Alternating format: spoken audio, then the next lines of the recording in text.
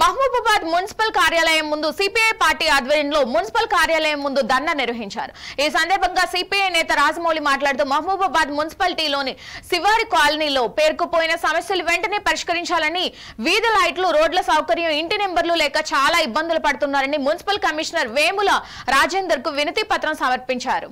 స్పందించిన కమిషనర్ ఈ విషయాన్ని కలెక్టర్ దృష్టికి తీసుకువెళ్లామని హామీ ఇచ్చారు. ఈ కార్యక్రమంలో శివారి కాలనీల ప్రజలు, సిపిఎం కార్యకర్తలు పాల్గొన్నారు. పెట్టాలని చెప్పి ఇంటి నెంబర్లు వేయాలని చెప్పి ఇంటి నెంబర్ లేకపోవడం వల్ల ఒక ప్రమాదం ఏర్పడుతుంది. ఇంటి నెంబర్ లేకపోతే వాళ్ళకి మీటర్ ఇస్తలేరు.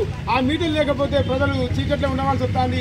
కావున ఈ మున్సిపల్ అధికారులు ఇప్పటికైనా స్పందించి ఇంటి నెంబర్ లేని వాళ్ళందరికీ ఇంటి నెంబర్ వేసి వీళ్ళందరికీ కరెంటు మీటర్లు ఇప్పించాల్సిందిగా విజ్ఞప్తి చేస్తూ ఈరోజు ఈ ధర్నా కార్యక్రమం సిపిఎం పార్టీ ధర్నా చేస్తున్నాం. ఇంటి నెంబర్లు వేయాలనేది ప్రధాన డిమాండ్. ఇప్పటికీ మన కాలనీలు ఏర్పడి అనేక సంవత్సరాలు అయితే కూడా ఈ ప్రభుత్వం మొండి వైఖరితోటి ఇంతవరకు నెంబర్లు వేసినటువంటి పాపన పోలేదు.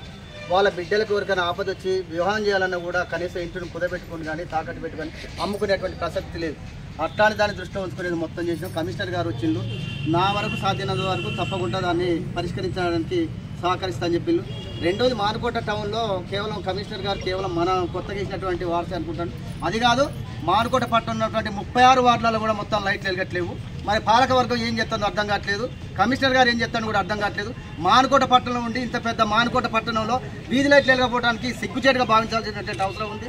ఇదే కాదు, ఈరోజు మన వాళ్ళు చెప్పిన నాయకులు చెప్పాడు, పాము తేళ్ళు ఒక పక్క ఉంటే ఒక పక్క మనం ఉండేటువంటి పరిస్థితి కనబడుతుంది. ఇప్పటికీ అనేక సార్లు ఖర్చునా కూడా మనం పోయి గవర్నమెంట్ హాస్పిటల్లో ట్రీట్మెంట్ చేయించుకున్నాం. అక్కడక్కడ 2-3 ప్రాణాలు పోయినటువంటి చరిత్ర కూడా ఉంది. అయినా కూడా మరి ఈ ప్రభుత్వం కానీ ఇక్కడ ఉన్నటువంటి ప్రభుత్వ అధికారులు కానీ నిమ్మకు నేనెత్తినట్టు ప్రవర్తిస్తారు. తక్షణమే ఇక్కడ ఉన్నటువంటి మానుకోటలో ఉన్నటువంటి 36 వార్డులలో వీధి లైట్లు ఏర్పాటు చేయాలి.